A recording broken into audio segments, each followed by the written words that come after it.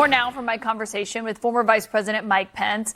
And perhaps his biggest and sharpest break with President Trump, the former vice president laid out in pretty blunt remarks why he believes Trump is wrong when he says that he thinks Putin wants peace. You've been very outspoken on foreign policy, especially when it comes to the war in Ukraine. You've traveled to Ukraine, met with President Zelensky. When President Trump says that he thinks President Putin wants peace, do you agree with that? Well, I think if the last 3 years teaches us anything, it's that Vladimir Putin doesn't want peace, he wants Ukraine. And the fact that we are now nearly 2 months following a ceasefire agreement that Ukraine has agreed to, and Russia continues to delay and give excuses, I think confirms that point. Look, I've met Vladimir Putin. I have studied his leadership in Russia over the decades, and I really believe that Putin only understands power. And it's the reason why in this moment we need to make it clear that the United States is going to continue to lead the free world to provide Ukraine with the military support they need to repel the Russian invasion and achieve a just and lasting peace. The wavering support the administration has shown over the last few months, I believe, has only emboldened Russia. We continue to see their brutal assault on civilian populations, claiming innocent lives. Now, let me be clear, this is not just about Ukraine for me. I mean, I really do believe that if Vladimir Putin overruns Ukraine, it's just a matter of time before he crosses a border where our men and women in uniform are going to have to go fight him. I mean, Latvia, Lithuania, Estonia are all NATO allies, and if Russia crosses those borders, and we have a treaty obligation to engage them militarily. I hold, as we sit here at the Kennedy Library, I hold to that old Reagan doctrine that if you're willing to fight our enemies on your soil, we'll give you the means to fight them there so we don't have to fight them. And that's the principle we should be following here in giving President Zelensky and Ukraine the military support they need to repel and to stand down that brutal Russian invasion. You talked about studying Putin. There has been some concern or questions that maybe he's stringing the president along, that he's just slow walking the negotiations with no intent of coming to the table. Do you share that view? Well, I think President Trump is starting to suspect that. He said not long ago that he was concerned he might be tapping him along, as he says, in that New York parlance. And I think he's right. If I was sitting with the president right now instead of you, I would tell him, follow your instincts on this. That's who this guy is. And he only understands strength. I mean, look, there's a reason why Russia never even attempted to redraw international lines by force during our first 4 years. And that was because our administration rebuilt our military.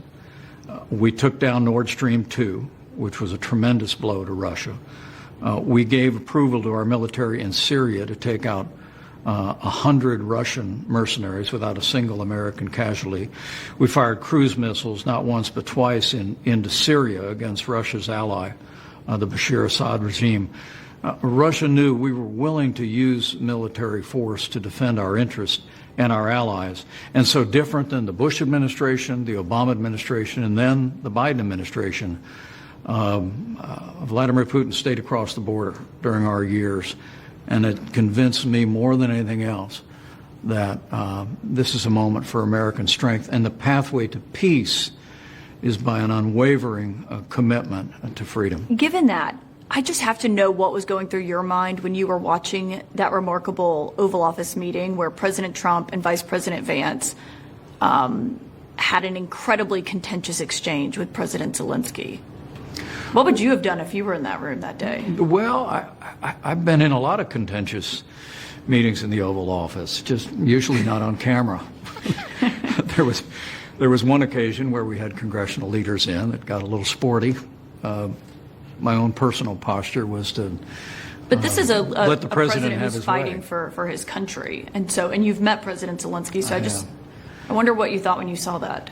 Well, I thought it was regrettable I thought President Zelensky was ill-advised to take his argument before the media in the Oval Office, and I thought it was unfortunate the way the president and the administration responded in that moment.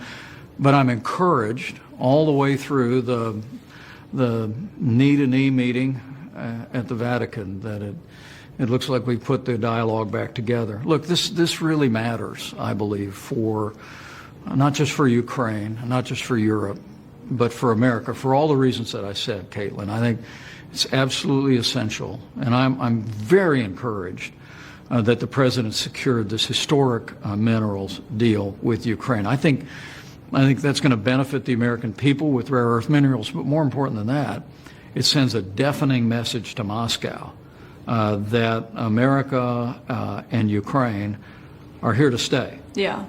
Well, given contentious Oval Office meetings, the new Prime Minister of Canada is visiting tomorrow. Mm-hmm. The president has been saying that he's not kidding when he's talking about making Canada the 51st state. What advice would you give to the new Prime Minister as he's going into that meeting? Well, I don't know that I would advise the Prime Minister of Canada. I worked with his predecessor, and look, Do you think Canada should be the 51st state? I think Canada's been a great ally of ours, whose soldiers have fought and died alongside Americans in every war since World War I. And but I think I'd suggest to him that you come in and let your yes be yes and your no be no, and speak plainly to the president. I think President Trump respects strength. He respects people with conviction and has the capacity to adjust. I expect it'll be a good meeting. Do you think he's serious when he won't rule out military force to retake Greenland or to take Greenland? Well, I think Greenland is enormously important to us and our national security. But the fact that we already have 2 military bases there and the ability to negotiate further is more than enough for us to satisfy that need, and then otherwise allow the people of our 2 nations to discuss any arrangements going forward. Okay, so you don't think it needs to be taken over by military force? I think we can address our security needs in Greenland by other means. Up next, what the former vice president had to say about President Trump pardoning virtually every January 6th rioter, including those who assaulted police officers on that day.